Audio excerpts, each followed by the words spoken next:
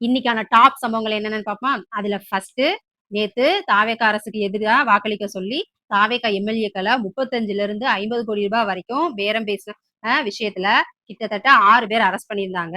இன்னைக்கு 4 பேர் அரெஸ்ட் பண்ணிருக்காங்க. அதுல ஏடிஎம்கேவை சேர்ந்த சீனிவாசன் என்பவரையும் கைது பண்ணியிருக்காங்க. அது மட்டும் இல்ல, எம்எல்ஏ செந்தில் பாலாஜி அவர்களையும் அவரோட தம்பி அசோக் அவர்களையும் போலீசார் வந்து தேடிட்டு இருக்காங்க. சீக்கிரமாவே எம்எல்ஏ செந்தில் பாலாஜி அவர்கள் கைது அப்படின்ற செய்தியை கேட்க போறோம். செகண்ட், கரூர் கூட்ட நெரிசல்ல உயிரிழந்த 41 பேரோட குடும்பத்துக்கு அரசு பணி அறிவிச்சிருக்காங்க. வர 10ஆம் தேதி முதலமைச்சர் விஜய் சார் கரூருக்கு போக போறாரு. அங்க அவர் கையால அந்த பணி ஆணையை வந்து அவங்களுக்கு கொடுக்க போறாரு. ஜனநாயகன் படத்தோட டீம் வந்து நியூவா எடிட் பண்ணி சென்சார் போர்டுக்கு சப்மிட் பண்ணியிருந்தாங்க. சென்சார் போர்டும் அதை பார்த்துட்டு படத்துக்கு ஏ சர்டிபிகேட் கொடுக்க போறாங்க. படத்துல சின்ன சின்ன சீன் மட்டும் கட் பண்ணி பீப் போட்டு திரும்ப சப்மிட் பண்ணிட்டோம்னா சீக்கிரமே சென்சார் சர்டிபிகேட் வந்து கிடைச்சிரும். அது மட்டும் இல்ல, ஜனநாயகன் படத்தோட டைட்டில்ல முதலமைச்சர் சி ஜோசப் விஜய் அப்படின்னு வரப்போகுது.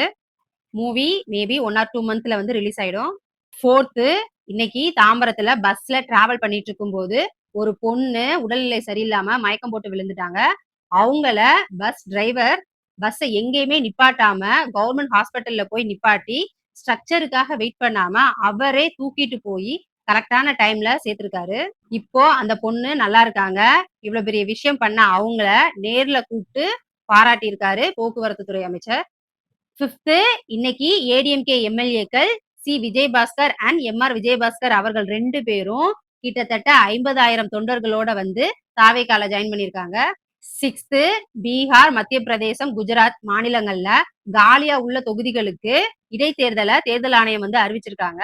ஆனா 7 தொகுதி காலியா உள்ள தமிழ்நாட்டுக்கு இடைத்தேர்தலை இன்னும் அறிவிக்கல.